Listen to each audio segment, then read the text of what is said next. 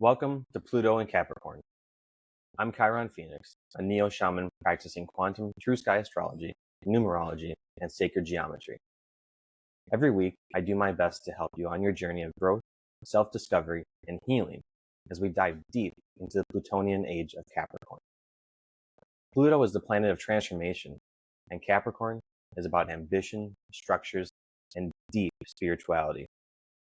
As we get further into the current Pluto and Capricorn transit, we'll see more and more changes around belief systems, laws, and striving to become more authentic. These and many other changes will be at the forefront of this period. During this time, there will be a great need to develop practices that can facilitate the changes we all feel are needed. This podcast is here to introduce you to practitioners that work directly with their clients to help them on their journey. Now, let's embrace the Capricorn energy and dive deep into the sea of knowledge, and then climb like a goat to the mountaintop with a new perspective. This is Pluto in Capricorn. So for 200 years, they were trying to figure out, wait, the stars are moving, they're not in the same place. And they thought the stars wobbled because they saw the planets wobble. They saw retrograde motion. So they were trying to figure out, sure, the stars are moving, but just leave them alone. They'll go back. And then it was like, or will they? Or will they go 2 steps forward, 1 step back? Right. Or is it something else?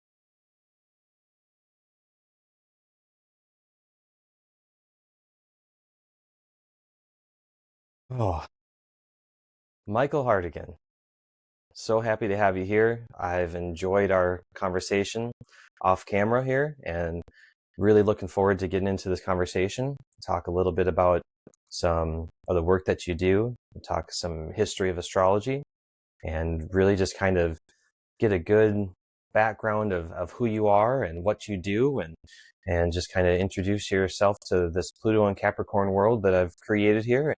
Hope we can have a good conversation and kind of continue on what we were talking about already, and just really kind of just have a good discussion. So please introduce yourself and let everyone know who you are and what you do. So I'm an astrologer. I guess I'm here in the context of my work as an astrologer. I've found myself in the kind of category of constellational, or true sky, true sidereal, that kind of 13 sign astrology that looks at the zodiac astronomically. I'm sure a lot of your community is going to be familiar with that, but I make mention of it because I arrived at that point through studying astrology, which I've kind of always been into. I think my mom was into astrology, and just, I don't know. I have Neptune near my midheaven, which is one of those classic signs of astrologers or people that use it. And that's just forever since the early life encounters with it was just like, oh, that's weird. And because I was, exposed to it young, I was like seeking the counsel of astrologers, maybe I think 18, I went to see my first astrologer, which is younger than most of the people that come to see me, unless they're like gifted by their parents or someone older that gifted a session. But I have been studying pretty well since then. The astrologer I booked that session with, she ended up taking me in and doing her best to apprentice me the logic of astrology. And I remember memorizing Aries, Taurus, Gemini, Cancer, Leo, Virgo. Sure. Libra, Scorpio, Sagittarius, Capricorn, Aquarius, Pisces. No Fucus at that time, but it's just in my head because she was like, just memorize this, and that's where it started. At 18, geez, that was that's almost 30 years ago, and my journeys led me to the real skies, away from tropical, kind of through a lot of the different ways that people practice, and to what ends up being a little more of a modern and scientific, a little more of an emerging expression of astrology. Absolutely. Makes sense. But I'm curious, when that happened, when you had that moment, or when that time was that you switched, or kind of went towards the constellational or true sky or sidereal, or whatever anyone might refer to that as, around when that happened, what was your experience with that new perspective? That's a great question. Well, when that happened, I met a person, and she and I were talking about astrology, and she's like, she was a student of Athens Chimentes, and said to me, "Well, I'll read your chart. I'm like learning this new thing, and I would be happy to." She did, and a little sly, like, didn't let on that I had decades of familiarity with astrology. I was just like, "Oh, cool. This looks cool." And it was a little cheeky, but I'm glad I did, because just privately inside my own mind, I was like, "Oh my God, that's because that's an accurate map, and you know it when you see it." Yes.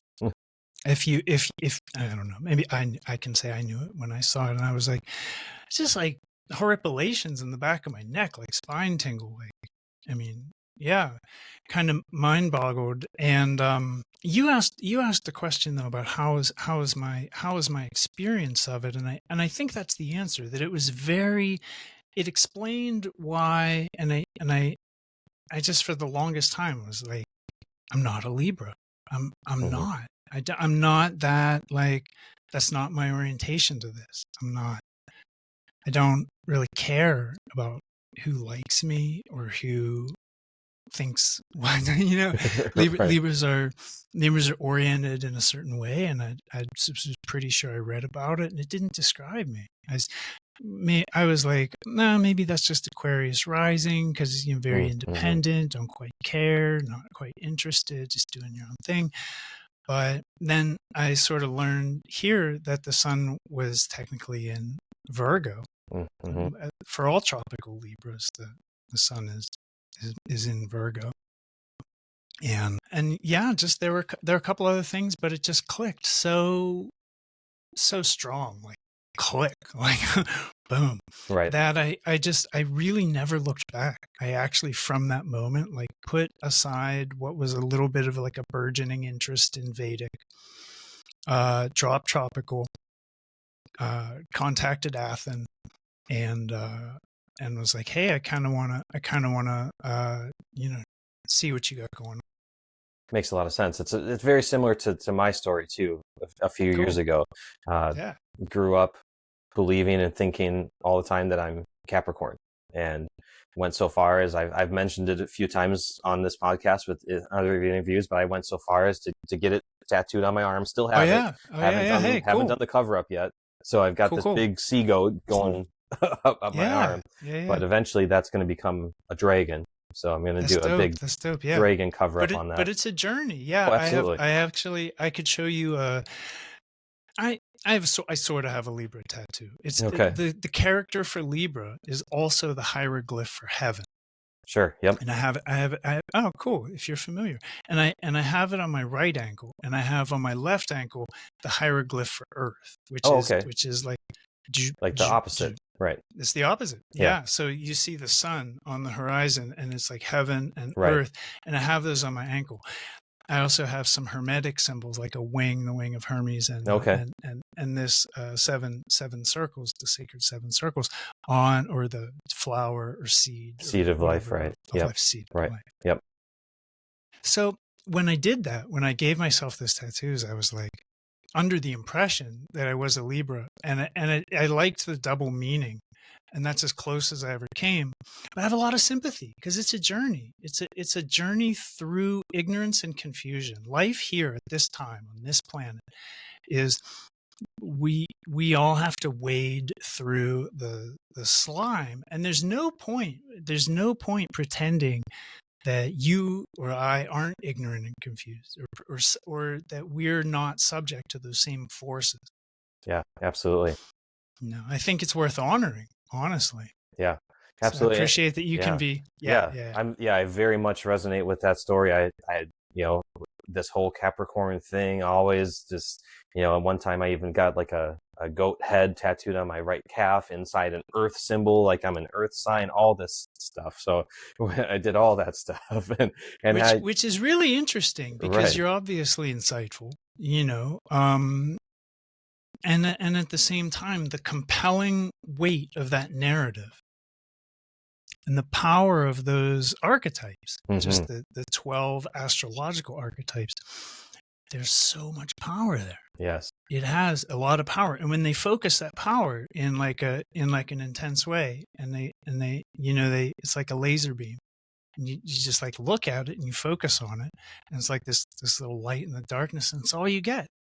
And when it's all you get, there's just I don't judge or look down on anyone who ever believed anything, but it is on some of us. We look into like the history, which look into the development and what is this, where did it come from, and the answers, the things we find there have seemingly led both of us along pretty similar paths. Absolutely. And that was where I went when I heard about this. I can't remember exactly where I heard about it, but it was about 3 or 4 years ago, somewhere in there. I think it was 2021.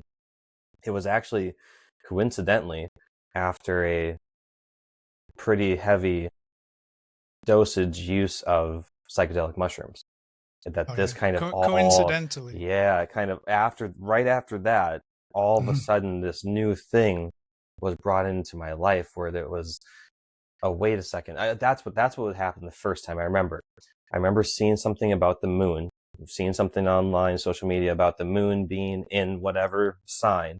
It was an astrological thing before I had found any of the true sidereal or anything like that. I hadn't found any of that stuff yet. And it was something about talking about where the full moon was and what sign it was in.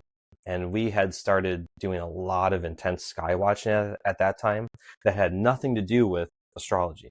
It had to do with more like UFO, UAP type stuff. Yeah, from you're some in of the Arizona. Yes, Yeah. so kind of Oh, hot spot, yeah. Wild So West out there, buddy. yeah, Everybody sees the oh, lights. absolutely, Everybody. absolutely. So we had kind of gotten into that and happened to go out one night looking at the full moon, and I was like, it hit me. I was like, I remember seeing something today on Facebook or Instagram or something about the full moon being in blah, blah, blah, whatever it was.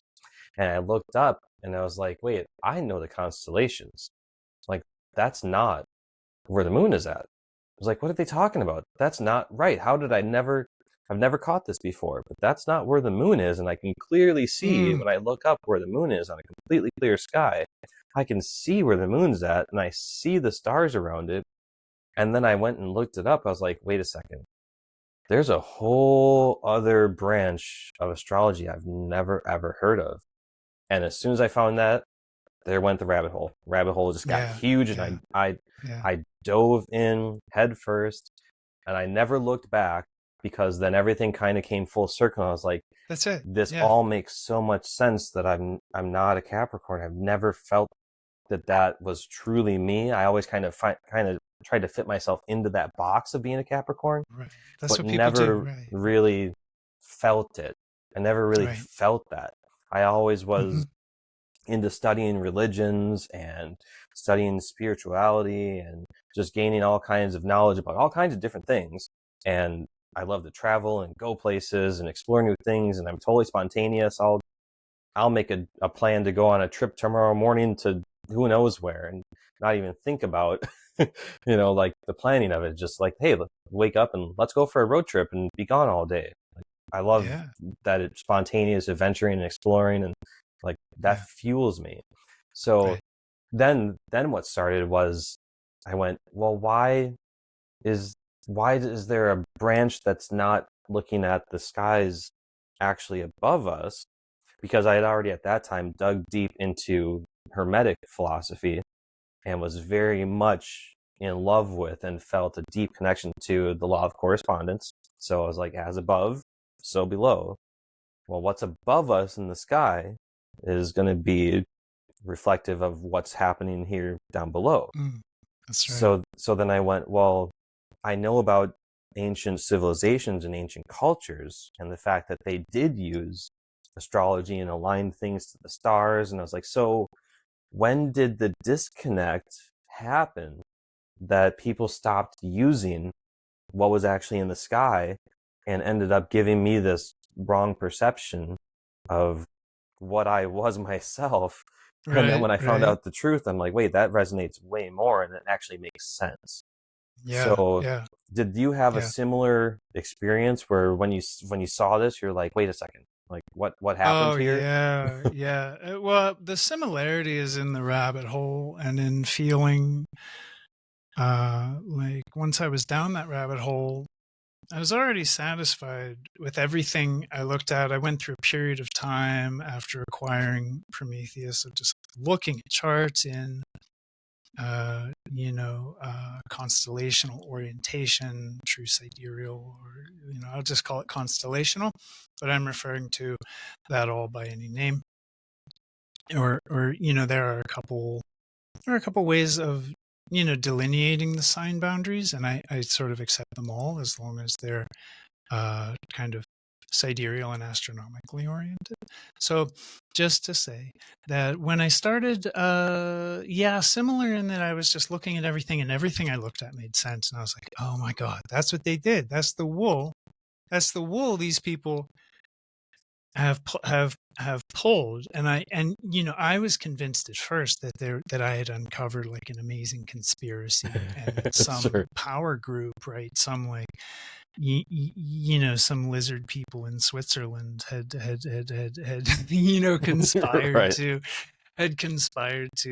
keep the truth from the rest of us. Which I've going further down the rabbit hole. What I've come to learn is that it actually happened quite naturally as a byproduct of just confusion, ignorance, and de-evolutionary trend. You can look at evolution in a couple ways, but one way to look at it is cyclical, where we go through periods of high evolution followed by long periods towards like lower evolution.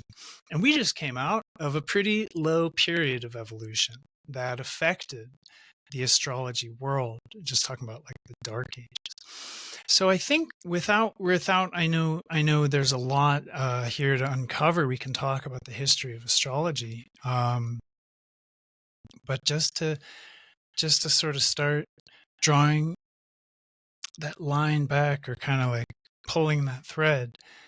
For me, yeah, I think I've come to understand it as a very natural occurrence, a sort of natural mistake that was then, and you see this a lot in the world, it was then seized upon like by various special interests and power groups, and they're like, oh, look what happened.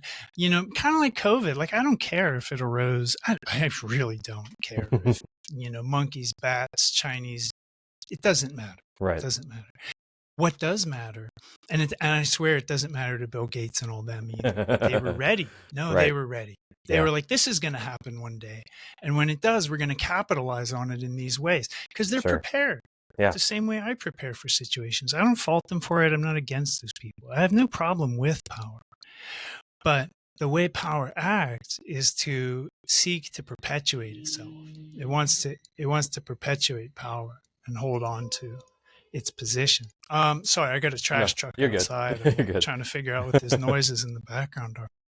And I think that through history, what you have is the emergence of, well, if you look at a timeline, you have about 2,000 years ago, back about 200 BC.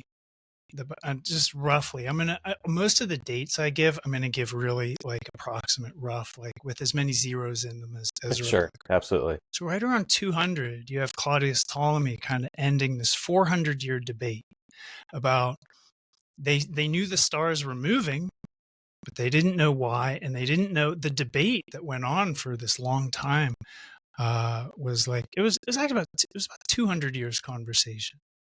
And because it started with Hipparchus of Rhodes about 400 BC. So for 200 years, they were trying to figure out, wait, the stars are moving. They're not in the same place.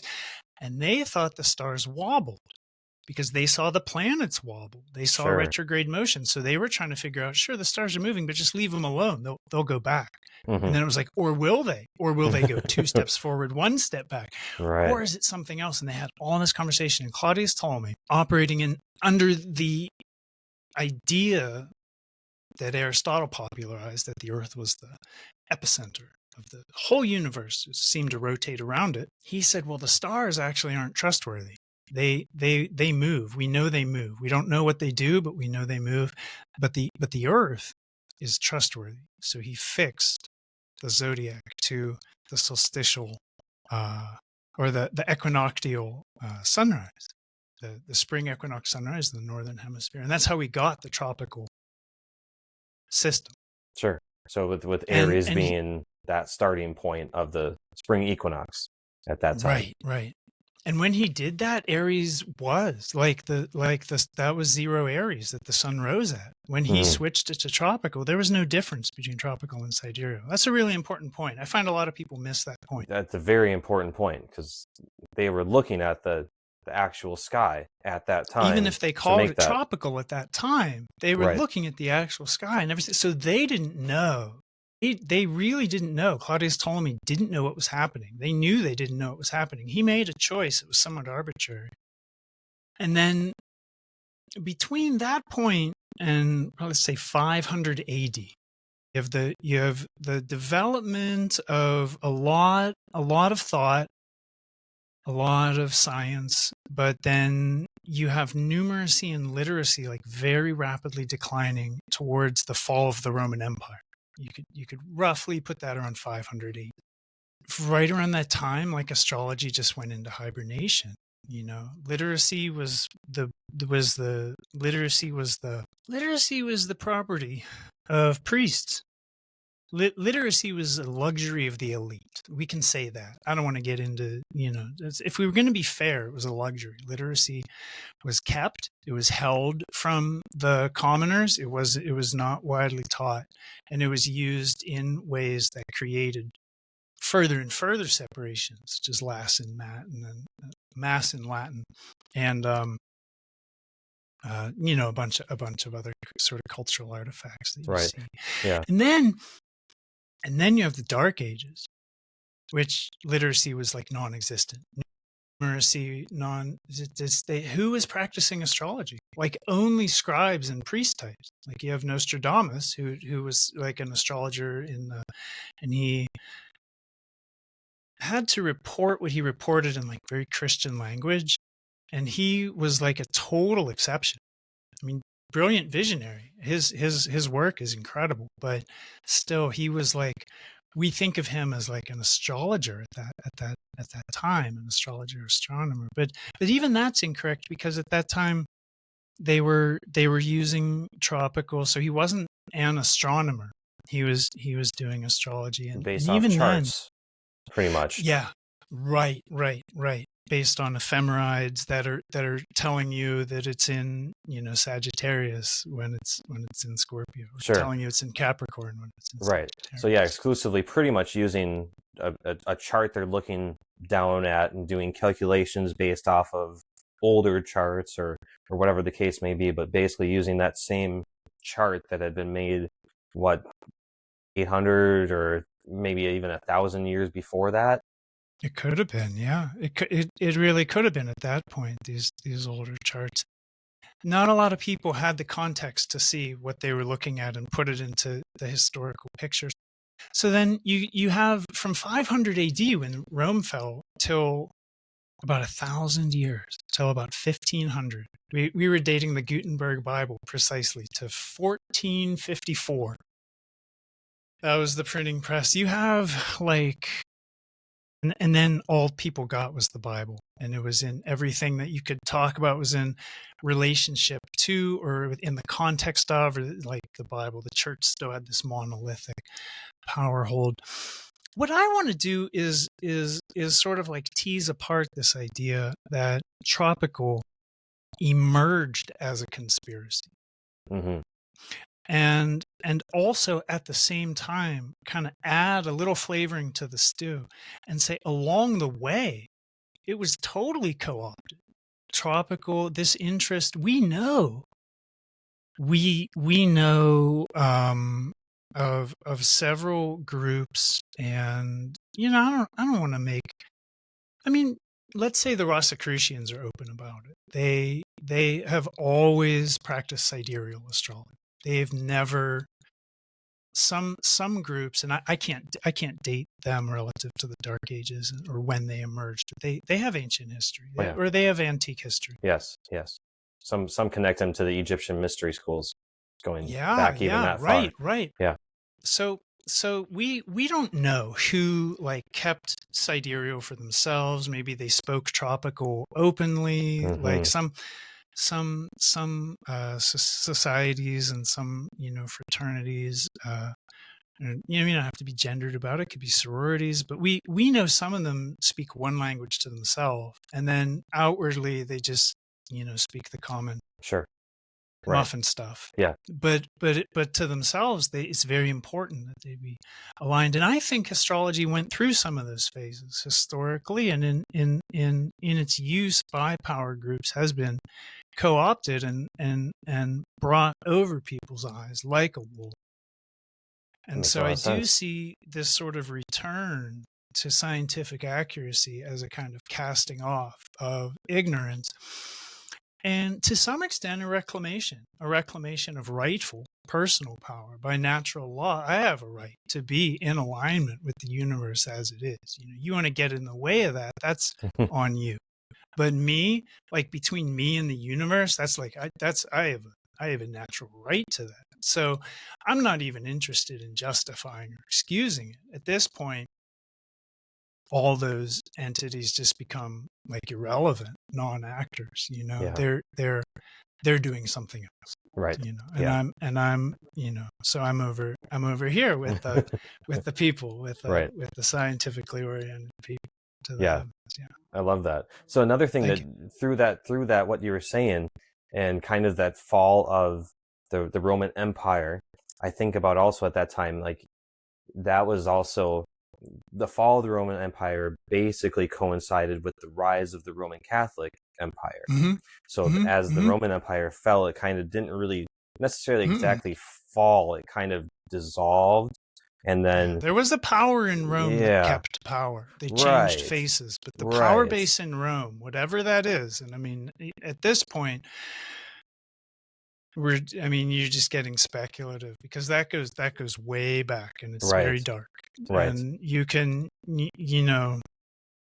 they've always had this weird antagonistic relationship with Christianity, where they sort of like they killed him, and then they put his image up and colonized the world with it, and it's just, Rome is a unique force. It's very hard to understand, but they just shifted to put on a different mask and claimed that power. Yeah.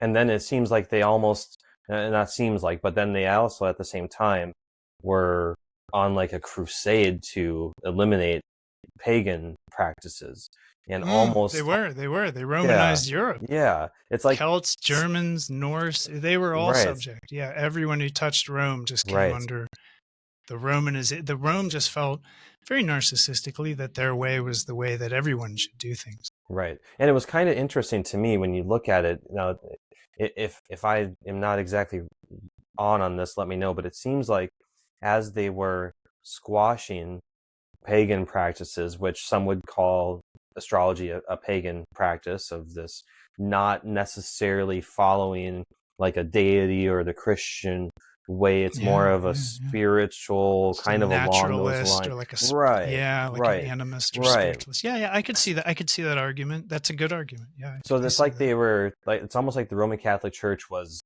literally killing people that practiced those things, but then at the same time, the kings and the monarchies and the different rulers that were under Roman Catholic rule and pushing that were also then using these royal astrologers and astronomers to help them interpret or predict things, or when to go to battle, or when take a wife, or whatever the case may be. So it's like they were squashing it on one side, but then having their private people advise them on the other side.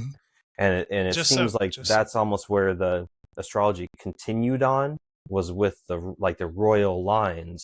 Yeah, we probably owe a lot to those we probably owe a lot to those people, because it it might not look like that at first glance. We might think, oh, those people took from us. But I think today we inherit something that they kept burning, a torch that they, I mean, I often have to overcome the impulse to blame the church. They make such an easy scapegoat. They've done so much, Right. and they've done, arguably, they've done things to help people live more, balanced, connected lives. But in the end, it's never helpful to point fingers. It's never helpful to blame others, because it just represents a lack of responsibility, lack of taking responsibility for your own situation. And I think that from my point of view, where I sit here, I see incredible hypocrisy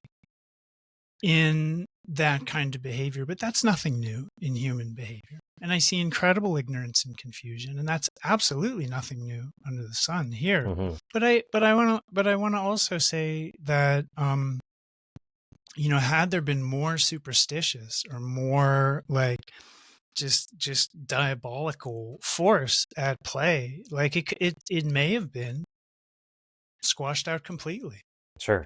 And by that same token, you can sort of look at not so much at tropical, but at the even sign zodiac. Like a lot of people in our community, this kind of like astronomical zodiac, the uneven 13 signs, they're like, oh, even sign, that's like that's nerfed. That's that's like a muffin. That's like that's not it. And I think without those evolutionary developments, it would have never survived the dark. If you couldn't divide by 4 and 3 and 2, you were never going to figure out astrology during that period of time when numeracy didn't exist, when literacy was down to like, at the lowest point, I think it was like below 5%.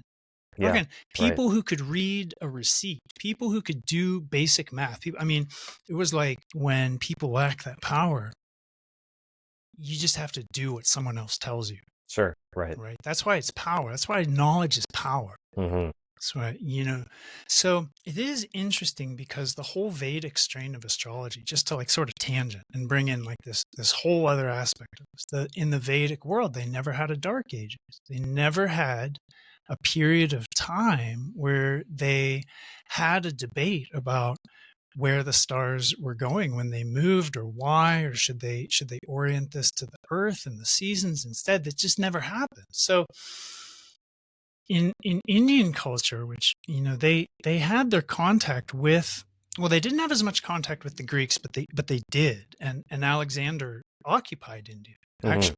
Right. Which that's not the tangent I was going on. The tangent I was going on was to bring in this idea that from Babylon, which is right about where Kuwait is, like Iraq, Iran, Kuwait, right there. That's where Babylonia was like centered. You go through Iran, and you go through Pakistan, and you're in India. You're in India. That is a short trade route. Yeah, real quick. Real quick. Short trade route is almost as far to India as it is to Greece. Sure. Yeah. From Babylon. Right. So all these ideas were also like intermingling and interpopulating.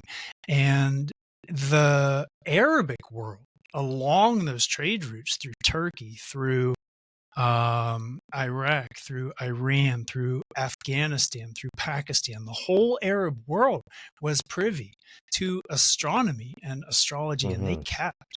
Is because of the Arab astrologers, astronomers that kept that knowledge.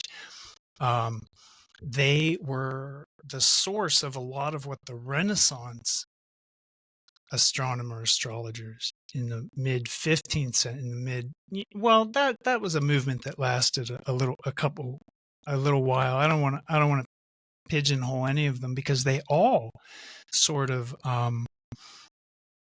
emerged out of the shadow of something really limited. And what they were translating was like Claudius Ptolemy, the ancient Alexandrian works that survived. It's very limited. Right. And the Arabic, and not everybody knew Arabic, so they were having a better time with Greek as because they were European types than they. So the whole, I'm trying to put a date on it. I mean, we have that 1454 date, sort of like the unofficial start of the Renaissance, when Gutenberg got that book thing worked out and everybody was reading Bibles. And then just from then until now, we've kind of been rebuilding, so this is all, and I think this is a myth that Tropical likes to cast on people, that they are like, this is how it's always been done. Which nothing could be further from the truth. But I mean, you and I know that. Right. I think most people are here kind of because they've already crossed that threshold. Right. But that actually all of this, categorically, all of it is emergent. Is emergent or re-emergent. Sure. That makes a lot of sense. Because when you take the Greek or the Dark Ages, like let's go back and we pull that thread through from the Renaissance, through the Dark Ages, back to Rome and Greece, and we have that. We talked about a lot of that, about and I gave some wrong dates. I said Hipparchus was 400 BC. Hipparchus was 200 BC, and Ptolemy was 200 AD. So that was that 400 years. Sure. I'm not a historian. Without my notes, I have trouble. I get the idea, the big wave, the picture, but I'm looking at my notes and I want to correct something I said earlier, which is Claudius Ptolemy dates to 200 AD. But if you go back, Hipparchus in 200 BC, like 2,200 years ago, he had access to an older body of knowledge, which we are assuming is Babylonian. And Hipparchus had planetary timetables that were found in the gears of the Antikythera mechanism. Oh, sure. Yeah. Okay. Yep. And so we think that he had access to, like, maybe even information about Saros cycles, maybe information about period relations, which are like planetary cycles. Sure, right. Like, I mean, that you have to have, like, that's like a next level out. They didn't have it generally in Greece. Right. So Hipparchus, 200 years before Christ, has this some sort of like connection, which we can't figure out, probably a mystery school connection. He was probably in a brotherhood lodge that had access to information that traced to Babylon. That's what it looks like, because in Babylon, like I said, they had the correct order of the stars, the planets, or the planets around the sun. They weren't confused. Like, the confusion came later. Like, what we see, and this is really interesting, is a de-evolution from like Sumer, where what little we know implies that they had like radically advanced knowledge to our standards, radically advanced knowledge. Even if it was a little more poetic and story and mythologically, they were in a, with the scientific orientation, it seems, but we don't know. Those records are gone. And then that around 2000 BC becomes like Babylonia,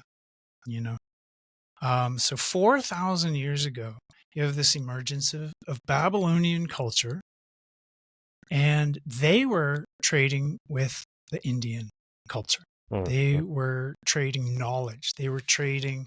Now, you have two strains here, both of which inform that later Greek that informed the Renaissance, that informs the modern kind of Western world today, Western astrology, Western and Vedic, the main category. But if you follow those two strains, those two threads from Babylon and the Vedic thread back, you just get lost. You get lost in oral tradition. You get lost in a lack of records and a lack of written anything. So we don't know. We do not know to what extent that trend of de-evolution over those thousands of years represents perhaps, like Plato talked about, a great year, a cycle of like golden age where we lived like, think it and it happened. Right. I mean, who has need for writing then? Like, who cares? What are you gonna write? But anyway, now, through later ages of ignorance and more development, more dependence on technology, and then down to like a dark age, like an iron age, a Kali Yuga, and then up again through technology to mentalism, to spiritualism, and that this is the way long cycles go around. I think that's the tangent I was kind of wanting to pull in, is that we can't prove that, but this trend of de-evolution and now like re-emergence, it fits that timeline. And interestingly, it fits Swami Sri Yukteswar's interpretation of the Yuga cycles. For anyone who wants to look a little deeper into that and knows that there are several interpretations of those timelines. Yes, absolutely. Some people say we're so deep in the Kali Yuga, we're just fucked. Right. Totally shit fucked. They don't know when it started. We'll never figure out. We're just here until we're not. Right. And that's, I mean, those are, I talked to Wandering Wolf, the Mayan grand elder, the Quiche Maya in Guatemala. And he's like the living elder of the Mayan people today. And they keep very intense calendars, as you may know. But he had said, I asked him about these Kali Yugas and the Vedic understanding of time. And he said that he had talked to Vedic calendar keepers to try and figure out the long count, the December 21st, 2012 date, the shift of the ages. And he said they are confused. He said there's not in a negative way, but he said there's no agreement. There's no consensus. There's no consensus. Different schools think different things. But he said that no one is sure like where we are in this evolution or de-evolution. Is it an upward trend? Is it a wave? Is it a circle, a spiral? He said he's pretty sure we're close to that dark time, whether we're like just fresh out of it as of the Industrial Revolution, which many people believe, like into a technological era, which will lead into a mentalism era, which will lead into a long spiritual, that sounds things happening. Sounds like Age of Aquarius type things, like people talk about, right? Which we're not really at yet necessarily, but we're approaching. Absolutely. And even if it is like technically 700 years until the equinoctial, the northern spring equinox sunrise happens in the territory of constellation Aquarius, that's another 700 years hence. I still think that there's a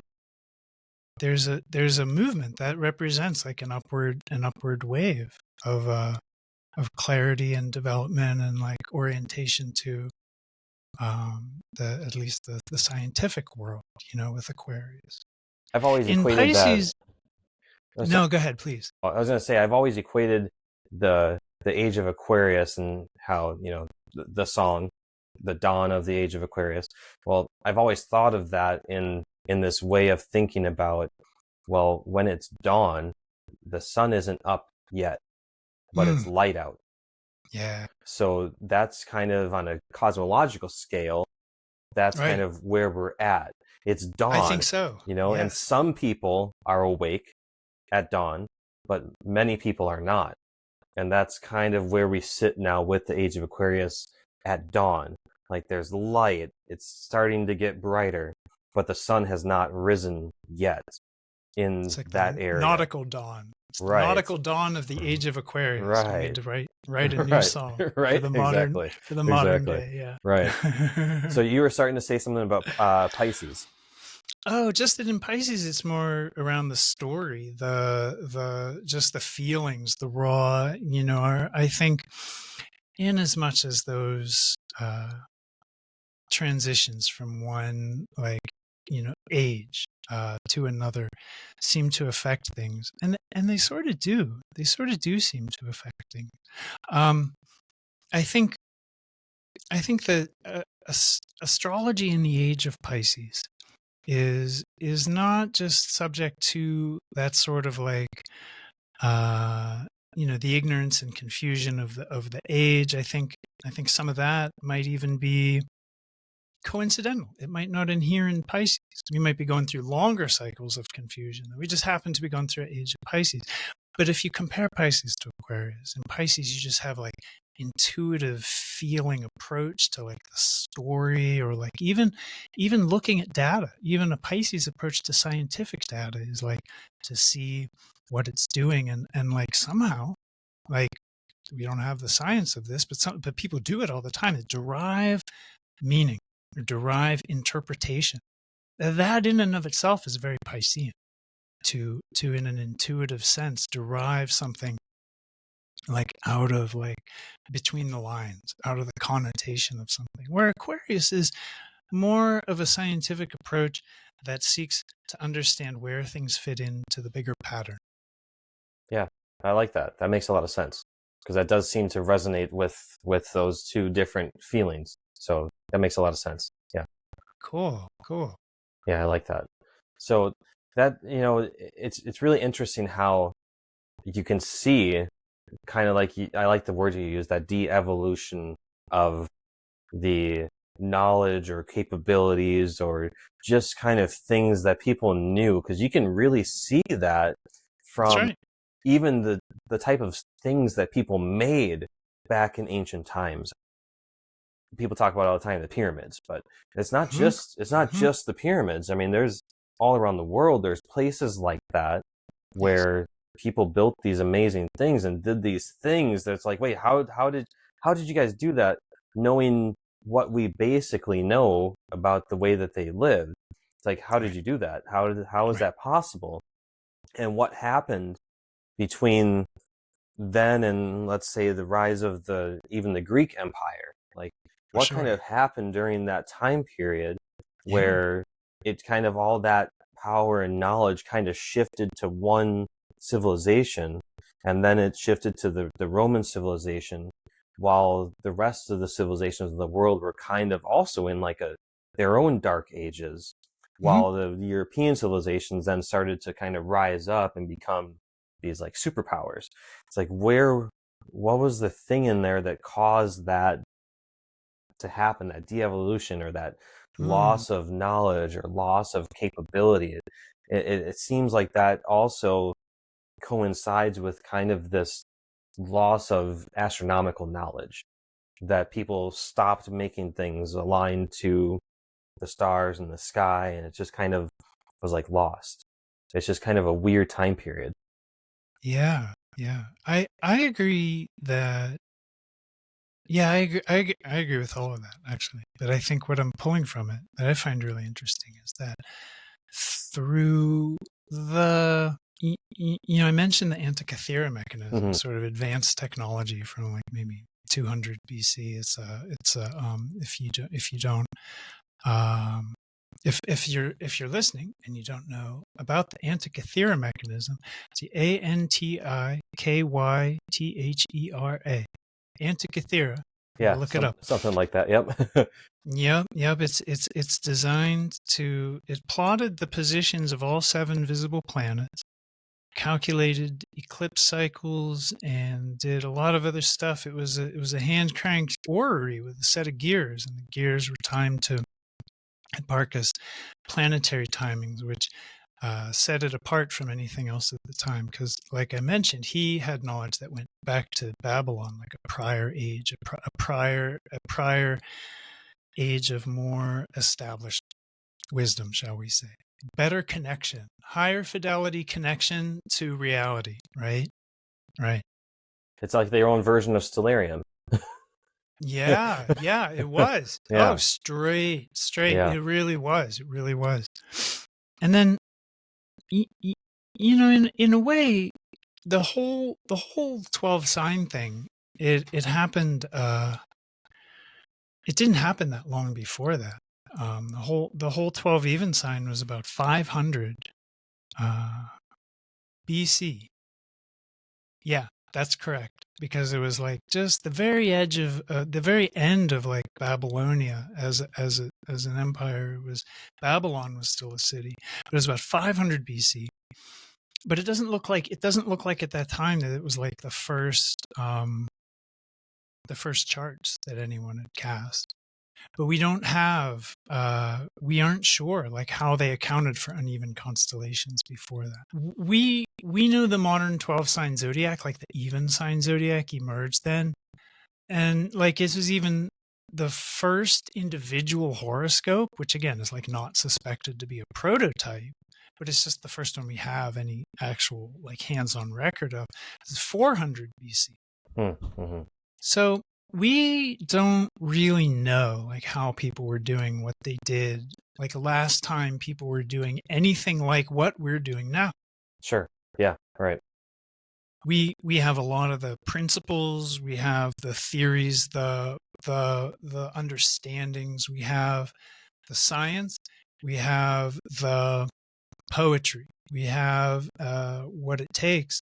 But for most of us today, there is an effort incumbent on us to kind of like put some of this together ourselves. Even if I mentored a student to be able to do just what I do, I would always encourage them, like, don't go further, don't copy, don't stop. So I think that is something. I mean, how do you have critical thinking when you don't have numeracy and literacy? Right. And yes. and now in this modern age, when post-industrial revolution, like post that printing press, man, that was a technological threshold, and on the other side of it, now things are advancing very, very quickly. Yeah. Computers and cellular technology. Oh yeah. I mean, if they ever knew that an abacus would grow up and become an AI, they'd never invent the thing. But that's, Right. Technology is weird. Yeah. And it's an exponential curve. I was That's gonna my say point. it's exponential. Yep. So cool. We're here late in an exponential curve, and we have the tools and the capability, we have the responsibility to apply the knowledge that we have today and kind of take an active role in the reemergence. I don't think we can look at anything like the Renaissance, masters, or anyone, Ptolemy, or any master through history of their craft without gratitude. But by the same time, I think, or by the same token, I think there's a tendency to kind of like lionize people, make them great. And what I would rather see people doing is cultivating critical thinking skills, cultivating their own intuition, developing their own familiarity with the skies and their own poetry with the archetypes and understanding of life patterns and how these things manifest. And just continue to build, right? Don't be afraid to emerge, right? Because that's really realistic. It's the trend today. This is emerging. And a lot of people want to fix it. They're not comfortable with the emergent. Sure. Right. It's a very conservative impulse to tamp down on emergent anything. Yes. It's like annoying little weeds coming up through the concrete. This is like my sidewalk. And No, I encourage everyone to take great confidence in your right to bloom, and in the appropriateness of this phase of history and this time to bloom and to emerge as your own flower, do your own thing. Yeah, I think that's a really beautiful way to kind of encompass all of this stuff that's happening, our new technology that we're getting, because there's so much technology available now. It's absolutely Yeah, it's overwhelming how it's in much your pocket. technology there's. Yeah, it's It's absolutely in your insane. pocket. Yeah, Crazy. we're pretty much cyborgs right now. Insane. Like Yeah, pretty much, functionally. in Functionally. a way. Where Well, I think what you're pointing to is the line between cyborg and kind of android, or maybe no, because I think of android like the operating system, and I think like, those sly bastards just right from the door, like they saw the trajectory right away. Right. And but yeah, I think I don't know what the difference is when I actually check cyborg or android, but we have outsourced so much of our memory, our mathematical ability, and culturally just our lists and our familiarities are now like we outsource. Right. You're right. And it's created a symbiotic relationship with technology, which is quickly bleeding into a symbiotic relationship with machine intelligence, which Hmm. is very dawning age of Aquarius, but it might be a conversation for another day because that's its own whole Oh, absolutely. header. Yeah, Absolutely. yeah, Yeah, because it can be just like anything. It's a tool is only as good as the person using it. So, it can be a tool for good or it can be a tool for evil, depending on what the intentions are of the user of it. And, I think things like technology to do things like this, to have this conversation where I'm in Arizona and you're yeah. in Pennsylvania, like we're across the country, but Miraculous, having this conversation right? and brings people together and brings, creates communities and gets like-minded thoughts and gets discussion going like that. That's a beautiful way to use this Beautiful. technology so that we can kind of ride that exponential curve to make something even more beautiful. So I think that's a great way to use it, and that all comes back to the intention Yeah, of how we use intent, it. And I think that intent. that's something that people really need to do, the deep dive into themselves and figure Right. out, what am I going to do with this technology that's Yeah. available to me now? What is also considered to be the really, I mean, if you think about how the world was at different times, the time we live in is very, very low risk. There's not a Hmm. fear of getting eaten by something or having to go up against somebody that you're fighting for resources with necessarily to get a meal today. Like it's relatively an easier world to live in now than it was even 200 years ago, let alone 1,000 years Hmm. ago. And then if you Yeah. want to go back to 5,000 years ago, I mean, it's we're pretty comfy now, Yeah. and Yeah. we can do quite a bit with the technology that we have. So I think it's definitely a necessity for us to kind of evaluate ourselves and see, like, what are we going to do with this? Yeah, I think that's a really important point. And I think it also comes with a flip side. Like that coin, that token has a flip side, which is that we I let's see, how do I want to say this? I see people with the technological wizardry using it to do a lot of impressive stuff. But it's really, as a practitioner in a craft aligned with truth, a craft that has within its own architecture the potential for liberation from, bondage to maybe false ideas or Mhm. misaligned ideas. Um, I think the main thing that remains and will probably always be front and center for astrologers is to, what gets called doing your own work, right? You have to do your own work. Like you can tell other people like, oh, you need to go through these evolutionary processes, but if you're not actively engaged in your own, then there's very little to model to somebody else. Like if someone came to me and said, how has astrology been helpful for you? I could answer them, but it would be almost more in how I answered them than in what I said. Mm-hmm. In if you look at what affects people, it's like the presence and the yeah, let's just say presence of someone. And I think that when you come into contact with someone who's done a lot of inner work, one of the ways that shows is there's a certain presence and it's vibrational. It just seems to show, like, some people talk about it in terms of spiritual immaturity versus spiritual maturity, but the other side of the token that I'm pointing to is to not rely so heavily on the amazing technology that we Yes. have, because it's in your pocket, it's in my pocket, it's in everyone's pocket. But it's never been more important, because that technology is used by a lot of power groups. As you know, they're using it to half the people are looking at tropical stuff on that. So it just becomes a tool to pull wool down over the eyes and to disconnect or distort the connection between people and their environment. People and their very matrix, the very reality they live in. It's distorting. It's a little insidious. So my message in all this, convoluted as it's been, long walk to get here, is it's never been more important to do our own work as practitioners. It's never been more important, because a lot of people have the technology and they can do dazzling stuff with it.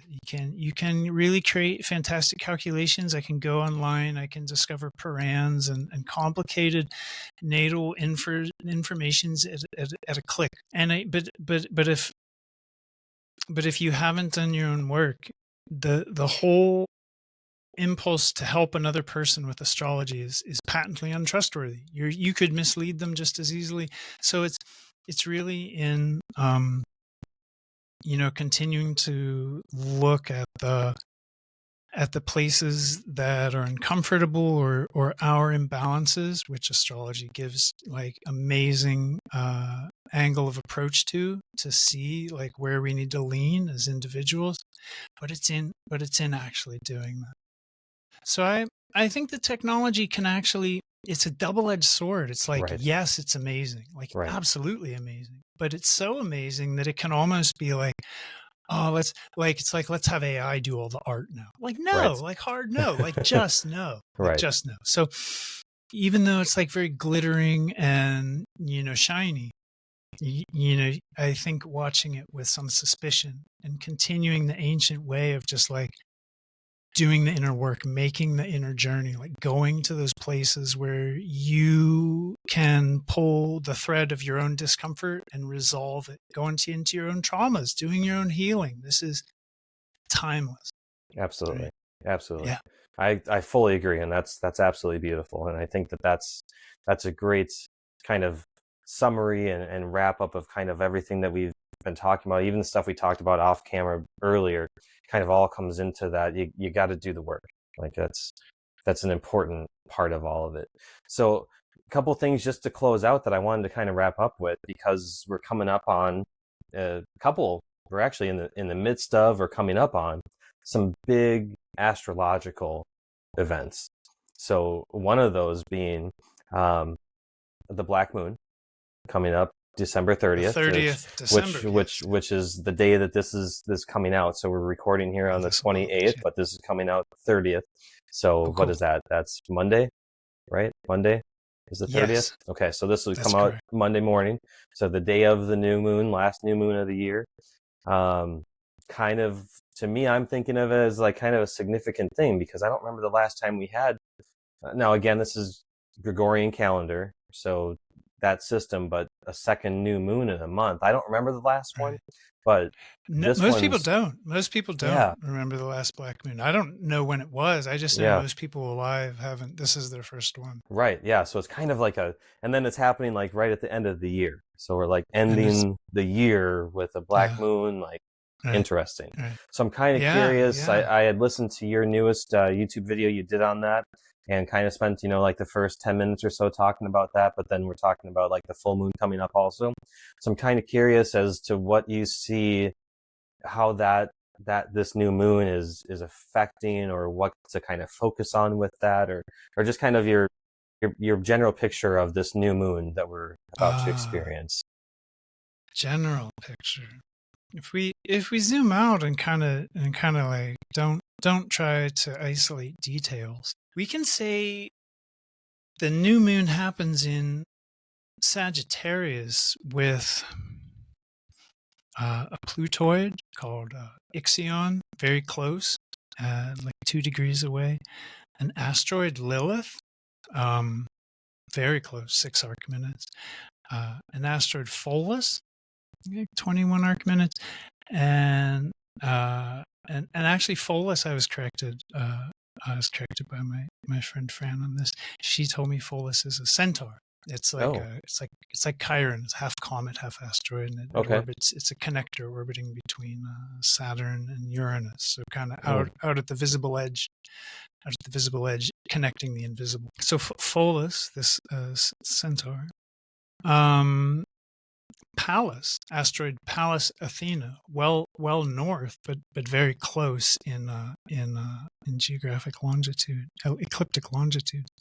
And I want to say there's like one other body: Ixion, Lilith, Pholus, Quaoar, dwarf planet Quaoar, also in tight formation. So picture this: the new moon, the sun and the moon are, they move the same way. So the sun and the moon are meeting, and with them is a whole party.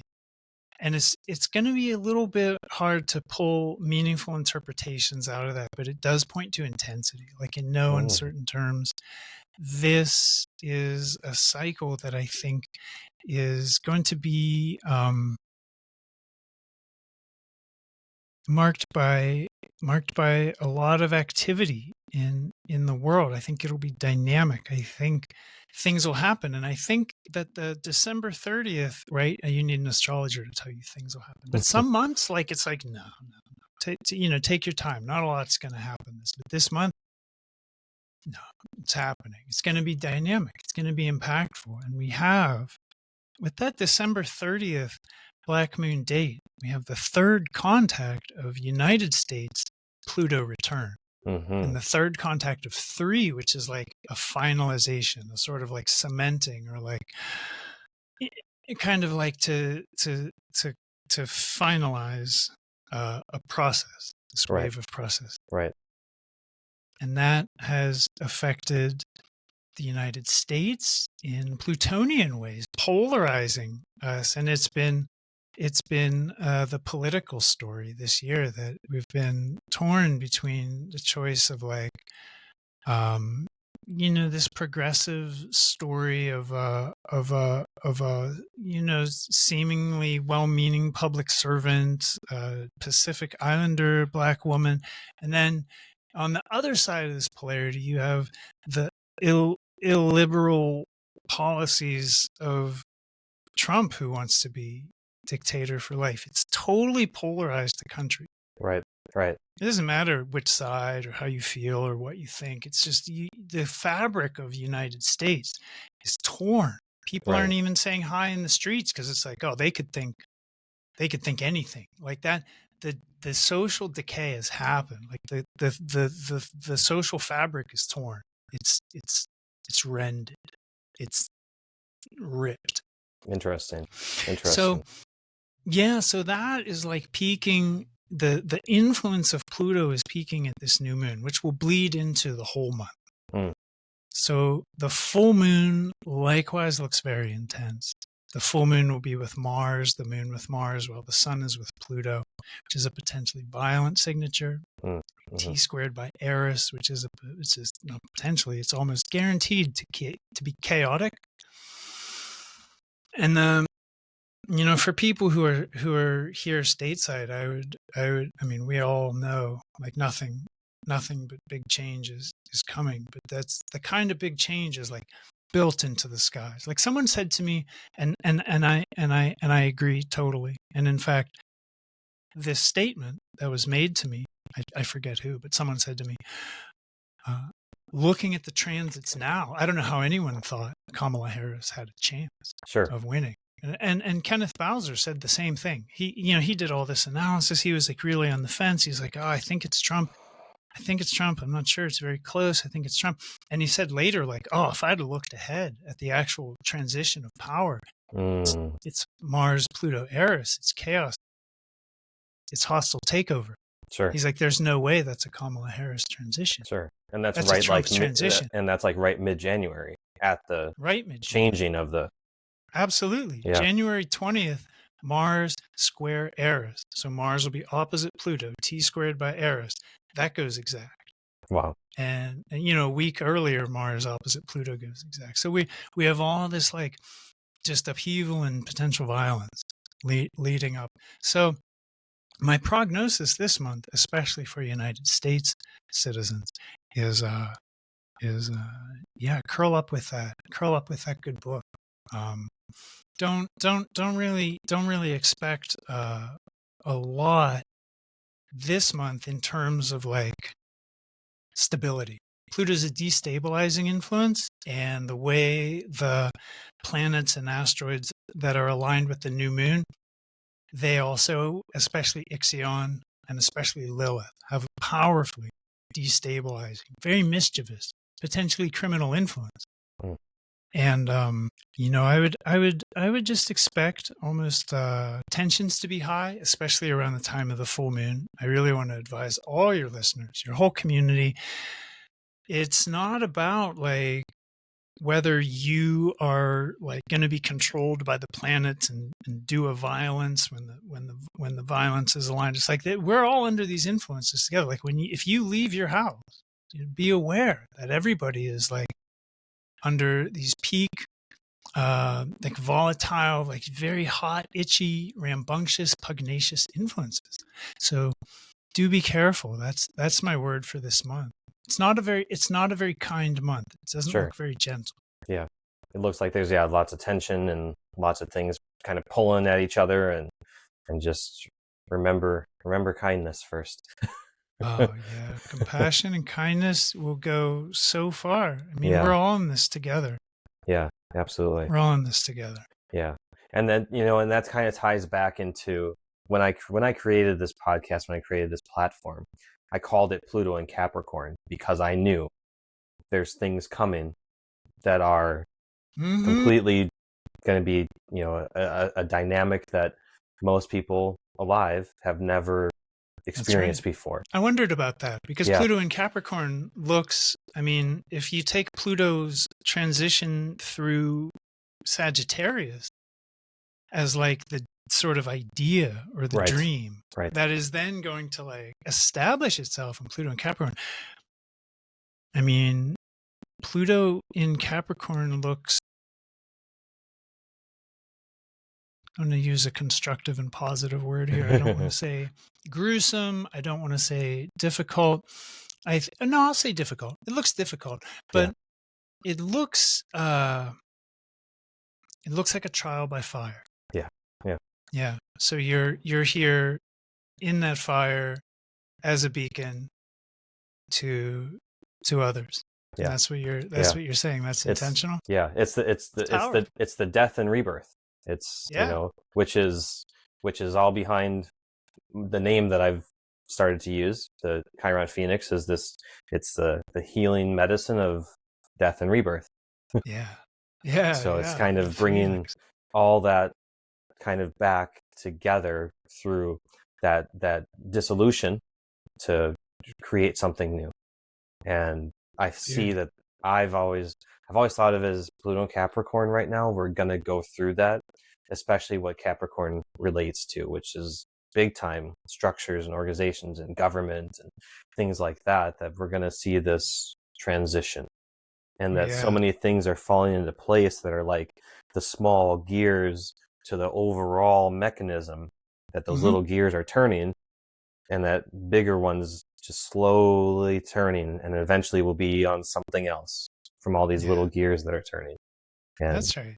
Yeah.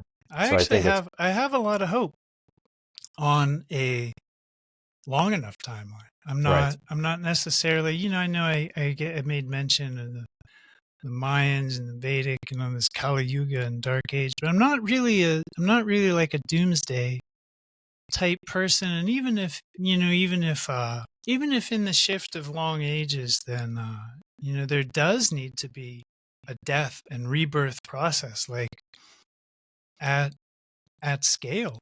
I do have faith. I have a lot of faith in this next stage and in evolution, that we actually do learn. Like every time we touch the fire, every time it burns our hand, that's burned into muscle or, genetic memory. It's burned into soul memory. It's burned into the code of, you get into 100th monkey theory, it's burned into consciousness. Like, because that guy over there touched the fire, I don't have to. Like, thank you. Thank you, Trump. Thank you, Trump. But like, so in that way, like, it's all interconnected. It's all just as a construct, it's just a field of like potential compassion and appreciation and love and joy that you can give rise to. Yeah. And you agree with politics like anyone's politics or not. This is evolution, and we're all in it together. The interconnectedness, the interdependence of things is profound. You started this conversation referencing the Emerald Tablet of Hermes Trismegistus, saying that as above, so below. Those weren't what you said, but this is the reference you made. That to do the miracle of just one thing. Right. Yeah. It's all just one thing. Yeah. It's just one thing. Yep. Yeah. And we can't separate ourselves from that. So I encourage people, if you're this deep into astrology, that you're using this language and these archetypes to navigate this. Don't what's it called? Spiritual bypassing. Don't use it to try to like avoid the work. Right. But no, use it to find that connection, find the reality, find the truth, because the truth is, this is collective. You're part of a human. You're not a human, like with all this independent, rights to be, how do you say, like some kind of caring about, but, rather we're part of an organism that, if we don't all get on some sort of page just about that truth, I don't know where we're going. I really don't. I don't mean that in any kind of good way. I don't know where we're going. Right. But to the extent that people can have the tools, the sciences, the informations that bring us together, that give rise to understanding the patterns of the human condition and the reasons, myriad as they may be, that people might need or even deserve love and compassion and joy.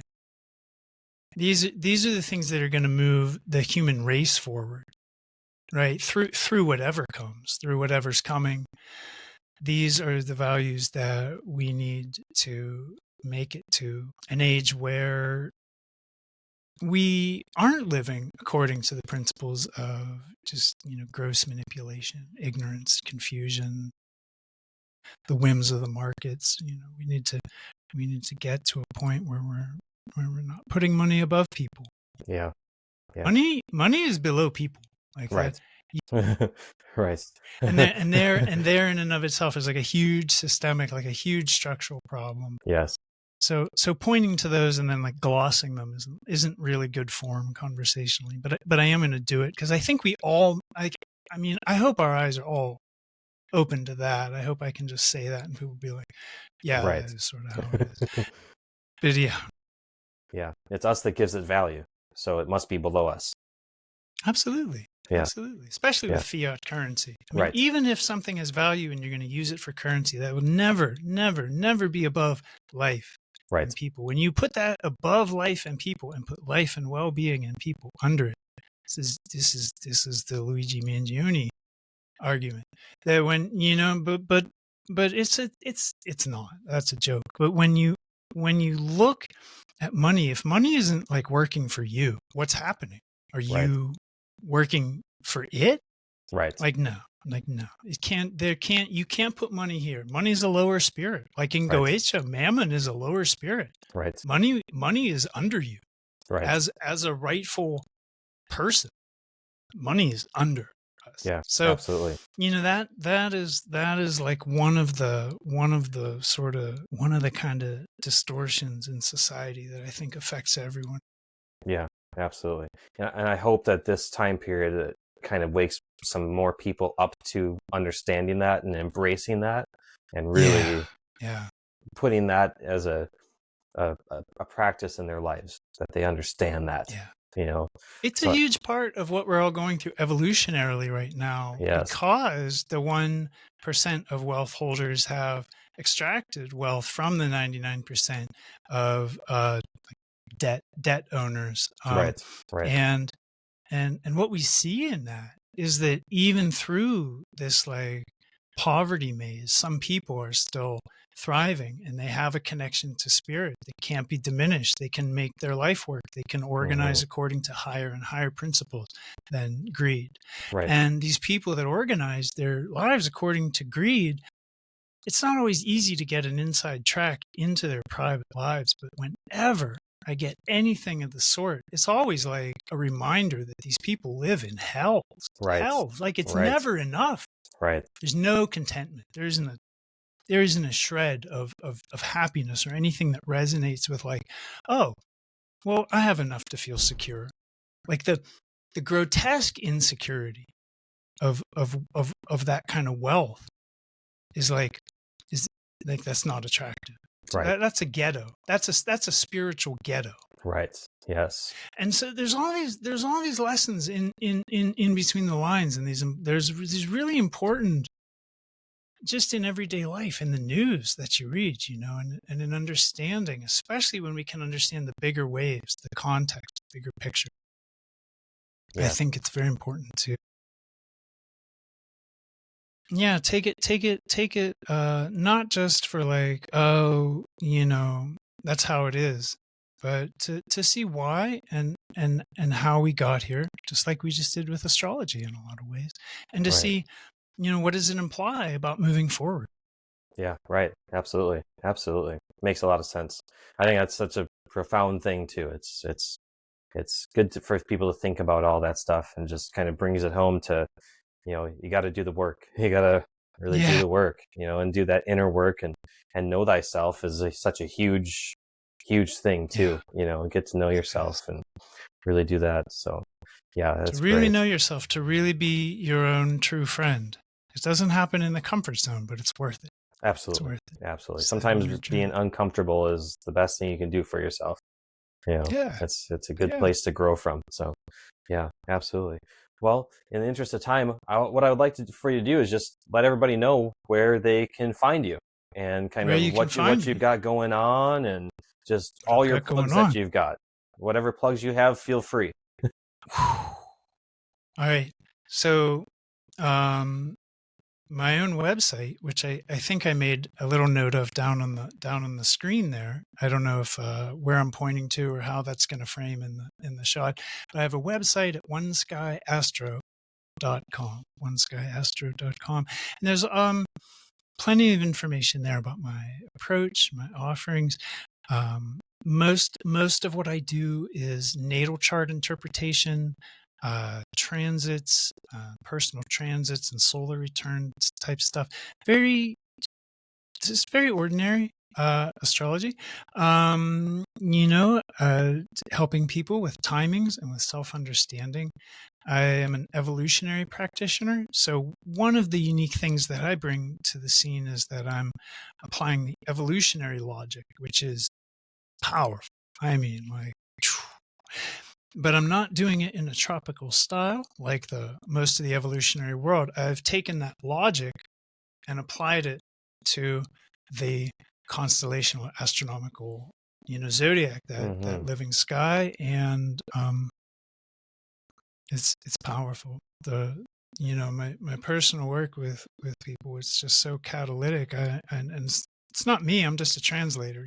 I mean, it is Sure. me in as much as I'm translating, but it's just being able to translate that. What emerges is Yes. catalytic and helpful, and of the nature of growth and liberation from bondage and confusion. So it's an amazing it's an amazing thing to be part of because all of that is just very built in.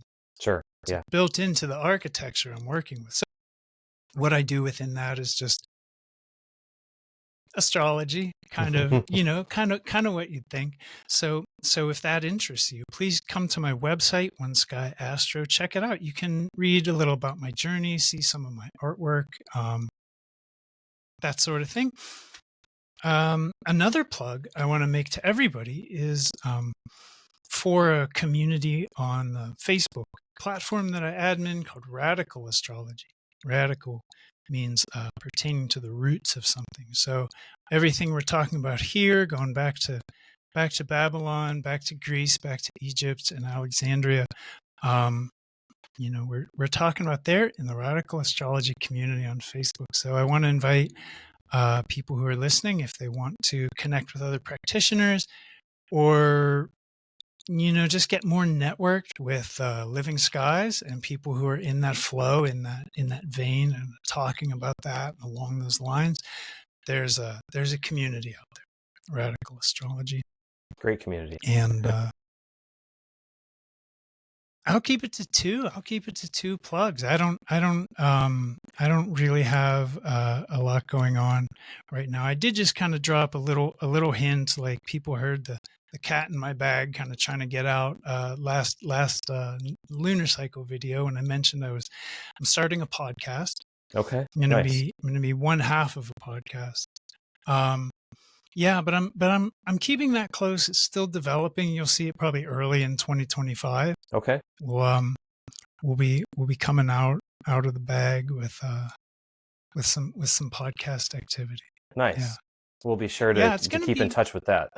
Yeah, stay tuned. I think I can safely say it's gonna be myself and Fran Arnett, and she is a heliocentric practitioner. Oh, okay. So yeah, so she doesn't do any of this.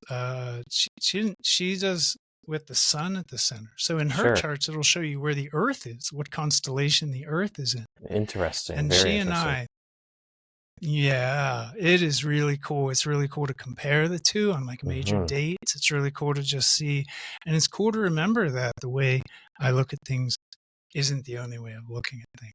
Right. And she and I have been kind of cooking up a way to like bring this expanded perspective to the people. So I like it. Yeah. And you have a YouTube channel, right? I have a YouTube channel. Thanks. I should probably remember to like self-promote. I should be more vigorous. One Sky Astrology is my YouTube channel. Thank you, Karen. Of course.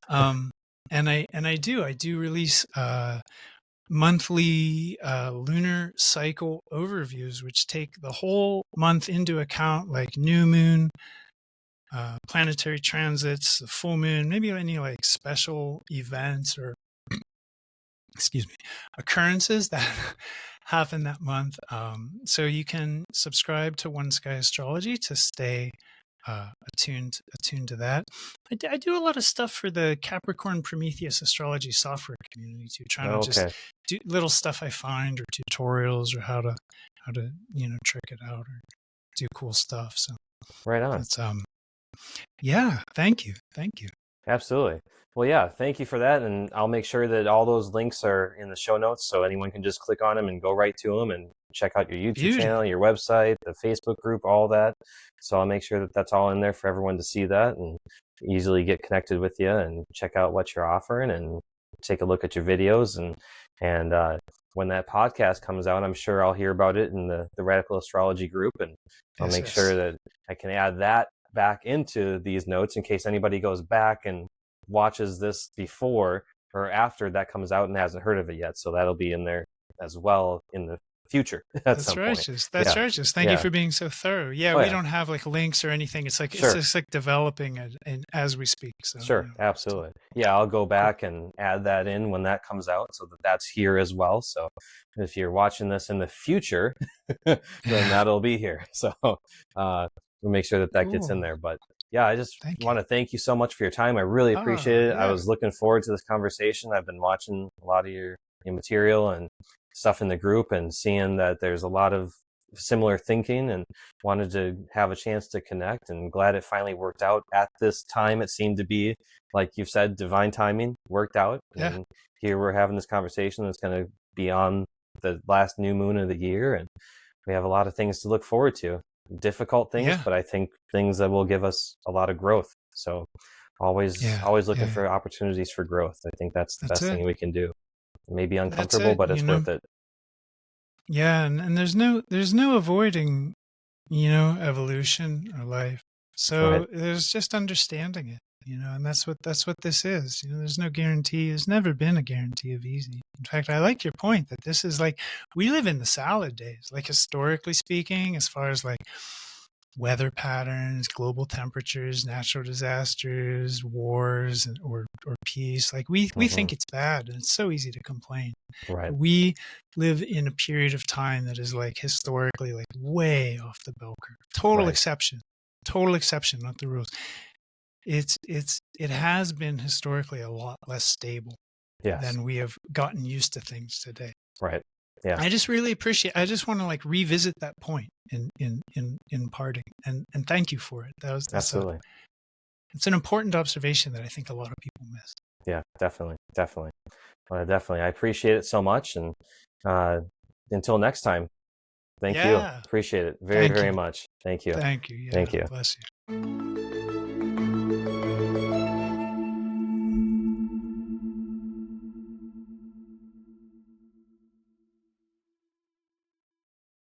Many thanks to Michael Hartigan for joining me on this Pluto and Capricorn Black Moon special. I had a great time learning more about what happened during the modern era of astrology that led to the different systems being used today. Please remember to keep yourselves hydrated and grounded during this period of intensified solar activity around the new moon. Try to get some time in the sun, especially during these short winter season days. This new moon is here to remind us to look at the past year of what we've learned and what we have yet to uncover. Remember that you are a divine fractal of the one thing, and that within you is all the knowledge you seek. We only need experiences to activate the light within us to then inform us of all that is. Each one of us can be a spark for somebody else. Thank you so much for joining me here today. Please check the show notes for links to work with Michael and to follow him on social media. Happy Black Moon and Happy New Year.